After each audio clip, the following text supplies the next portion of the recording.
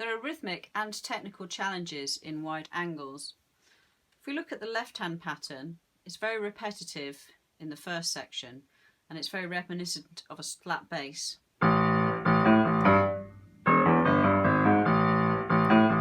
We've got lots and lots of octaves. So when you play an octave should have both your fifth finger and your thumb over the notes. If you've got a small hand like myself, it's a comfortable stretch. If you've got a very large hand, it'll probably be a very, very comfortable stretch. So if you have your fingers over the notes, then you don't have to worry about the stretch.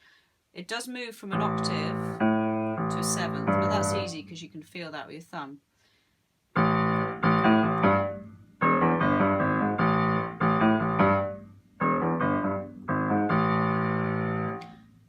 The notes are very low in the piano, and that gives it a really bassy sort of sound. The right hand punctuates some of the notes, so that comes on beat 2 and on the and of 2. 1, 2. And then you've got this little bluesy phrase, and this is a grace note onto these notes. If you go like this, it's also quite funky, but I've written it as this. But if you want to go D to E flat, that's fine as well, which would sound like this. Okay, so what you need to do is hit the E and the A together and touch this D sharp just before, so you get this effect. If it's too slow, you get this sound. You want it to sound almost like you've accidentally made, you've made a mistake. You've accidentally hit this black note, so you just drop your hand into it. So that's the first note in that little phrase. Okay. Now if you're not able to hold the little finger there, you can cheat and just play the inner notes. That would be absolutely fine, but it sounds pretty cool if you can hit the A again. That means you've got to hold it through those notes. And you can put a finger over to get to that A. The second bluesy phrase comes in bar 6. And that's got some double thirds. But they're not too tricky because the first one's staccato. Watch out with the articulation, it does make quite a difference. So it's a staccato note, slurred, and that's staccato, staccato. So the C is staccato, and the other notes are legato.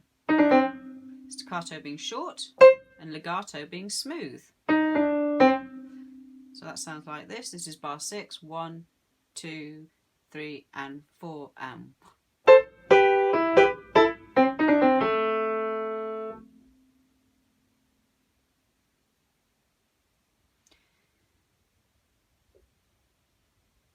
In bar 9, we have the chord of D7.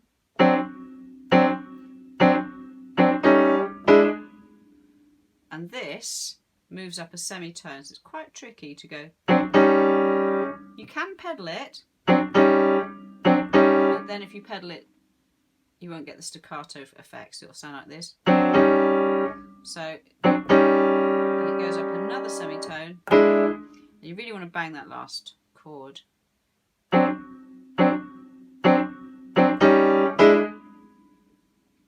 You also want to create a bit of a crescendo, so make each chord a bit louder than the previous one. So, and then the right hand leaps up to B, and we have this thing called a tremolo, where it rocks between B and D. So in slow motion it's this, and the hand can rock a bit, but the more you speed it up, the less the hand moves. And you have to put the pedal on for this because it doesn't sound very good otherwise. So it'll sound like this. And if you can't do a very effective tremolo, just do a couple of them so it sounds like that'll sound good as well.